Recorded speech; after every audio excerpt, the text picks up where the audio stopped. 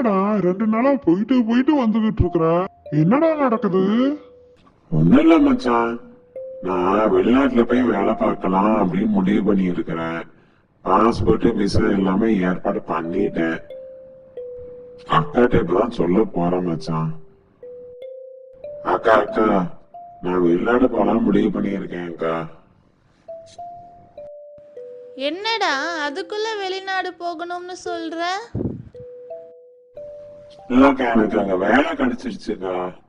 சரி, ஒரு சேஞ்சுக்காக அங்க போலான்னு இருக்கேன்க்கா. சரிடா, அக்கா வந்து உனக்கு எல்லா பேக்கேஜும் பண்ணி தரேன். ஐயா எனக்கு தலை சுத்துது, தலை சுத்துது. நான் கண்ணை திறக்கவே முடியல, எனக்கு தலை சுத்துது. என்னங்க, நம்ம பையன் தலை சுத்துதுன்னு கத்துறான். நம்ம போய் டாக்டர்